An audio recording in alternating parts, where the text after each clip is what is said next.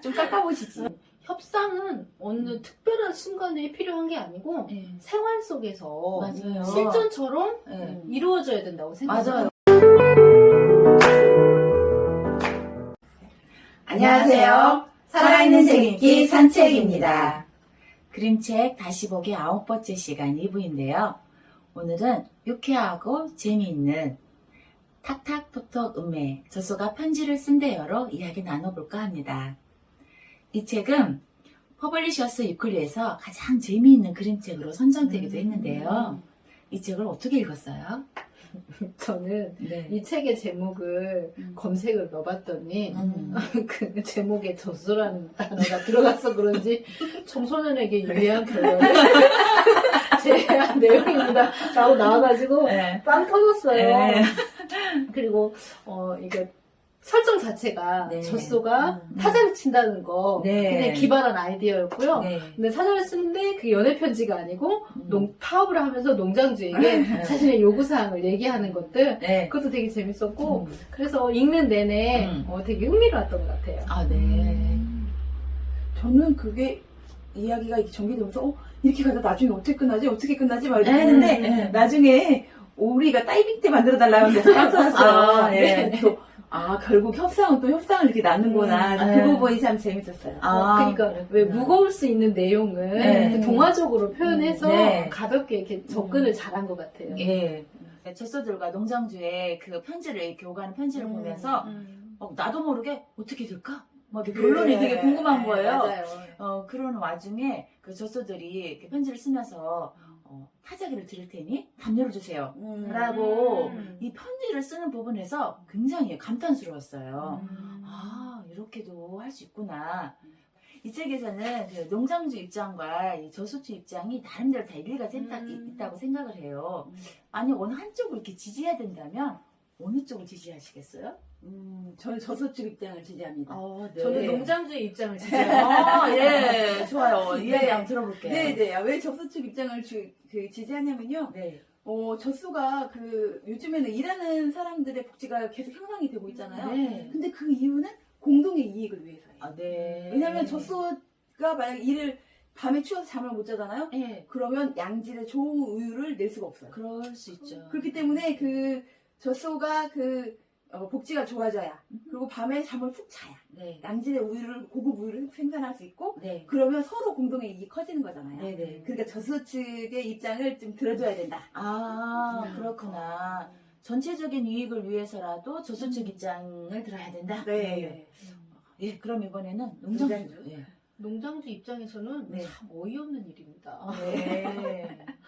왜냐면 농장주는 지금 화가 났어요.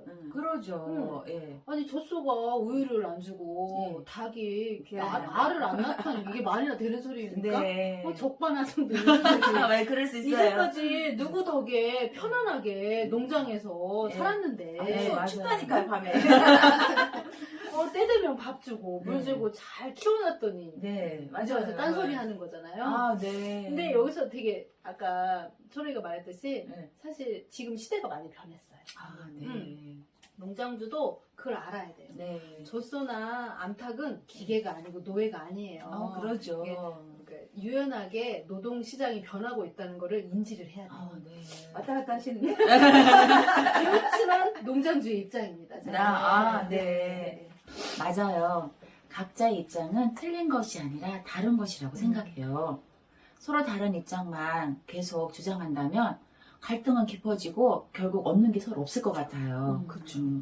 여기에서 보면 젖소들이 영리하고 재치 있게 자신의 권리를 주장하는 모습, 또 이제 농장주는 작은 것을 이렇게 양보하는 모습을 보면서 우리가 좀 배울 점이 많지 않을까 이런 생각을 합니다. 네. 그런데 실제 주변을 보면은 의견이 달라서 갈등하는 경우가 참 많아요. 자, 그럴 때 어떻게 하면 좋을까요? 협상을 잘하는 방법이 있을까요? 협상을 잘하는 방법이라 어렵죠. 네. 어려워요. 근데 예전에 제가 부부싸움 했을 때를 생각을 해보면은 이제 우리 아이들이 굉장히 어리고 그리고 시어머니를 모시고 같이 살았던 상황이었기 때문에 그 집에서 싸움을 할 수가 없는 거예요. 그렇죠. 그래서 제가 조심스럽지. 이메일을 써서 보냈어요. 남편한테? 남편한테. 이런 점이 어쩌고저쩌고 이렇게 쫙 보는데 아무 달라진 게 없네. 네. 없어. 대꾸도 없고. 본 거야 안 본 거야. 이게 뭐냐면 남편 성격하고 제 성격하고 굉장히 많이 달라가지고 네. 보고도 못 본 척 하더라고요. 그래가지고 제가 더 부글부글 화가 났어요. 맞아요. 이런 부작용이 있어. 편지 쓰는 것도 진짜. 네. 그래가지고 결국은 밖에서 이야기를 했습니다. 이야기를 했는데 네. 이제 받아들이는 상황도 다르고 그리고 이제 그 성격 자체가 워낙 다르니까 저는 이야기를 해서 딱 얘기해서 딱 이야기해가지고 딱 정리되고 이렇게 하길 바라는데 네. 조금 남편은 이제 음료수장에게 넘어가기를 바라는 아. 약간 구렁이형 이렇게 네. 약간 그런 부분이 좀 있더라고요. 그래서 네. 이제 그때 제가 느낀 거는 성격이 많이 다르고 네. 이렇기 때문에 협상의 가장 기본은 상대방이 어떤 사람인가 네. 그리고 상대방이 어떤 지점에서 어떻게 얘기를 할 때 어떤 도구로 움직이는 네, 그게 좀 더 효과적인지 이제 저는 제가 뻑뻑하고 답답하니까 네. 이제 막 이메일도 써 보내보고 뭐 얘기도 해보자고 했는데 네. 조금 이게 내 입장이 아니라 상대방의 입장에서 먼저 되어서 생각해보는 게 협상의 가장 기본인 것 같아요.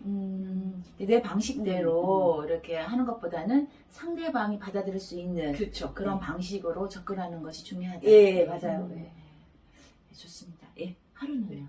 사실 의견이 다른 사람한테 네. 뭔가 요청하는 거 안 예. 하고 싶어요. 힘들죠. 힘들죠. 네. 그래서 근데 이제 업무상으로 네. 꼭 해야 될 상황이다. 네. 그러면 네. 이제 메신저를 보내거나 직접 말하는 것보다는 네. 그냥 메신저 보내놓고 다시 한번 음. 얘기를 하고 하는데 네. 첫 문장은 뭐라고 써야 될지 그게 굉장히 고민이 되는 것 같아요. 네.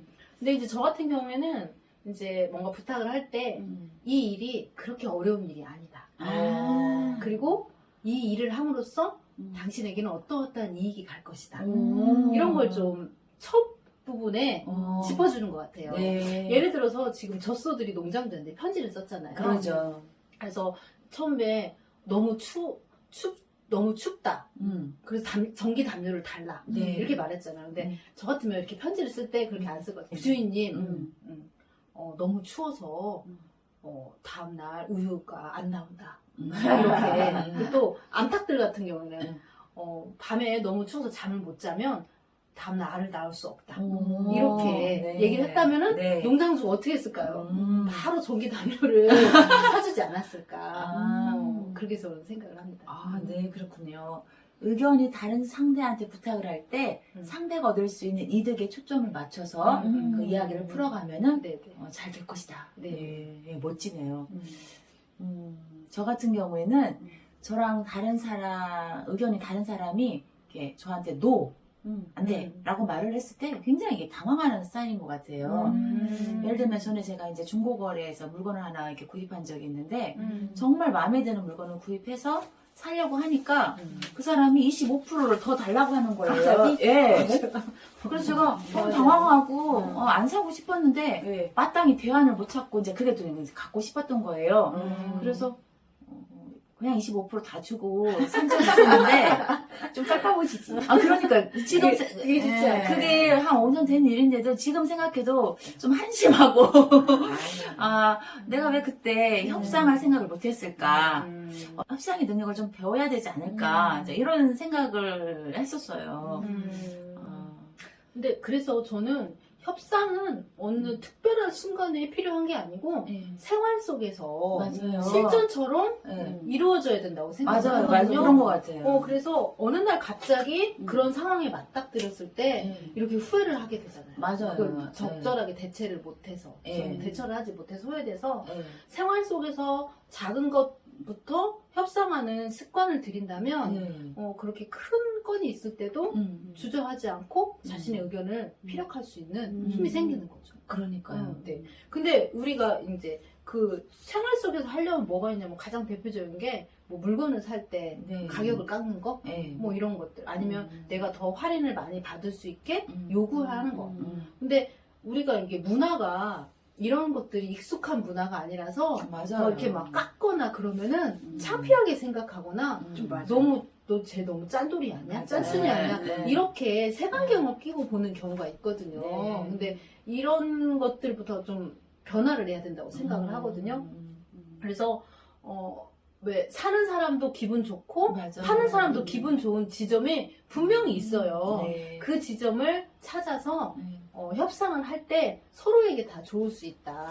이런 것들이 저는 이런 것들 좀 어려서부터 좀 교육을 맞아요. 그런 것들이 가정에서 또 이루어진다면은 저희처럼 후회하는 일이 안 생기지 않을까 그 생각을 합니다. 맞아요. 저도 어렸을 때 이 젖소가 편지를 쓴 데 책을 읽었으면 조금 협상의 능력이 나지 않았을까 자, 이런 생각이 드네요. 우리가 이제 협상을 할 때 누가 이긴다, 누가 진다 이러한 그런 어떤 관점에서 벗어나서 서로 원하는 것을 같이 이룰 수 있다, 얻을 수 있다 라는 관점에서 한다면은 이게 그렇게 어렵지도 않고 누구나 할 수 있지 않을까 이런 생각을 합니다. 이 책을 읽고 아이들과 함께 그 협상하는 이야기를 나누면 어떨까 싶습니다. 네. 오늘 토론은 어떠셨나요? 재밌으셨다면 좋아요, 구독, 댓글 꼭 부탁드리고요.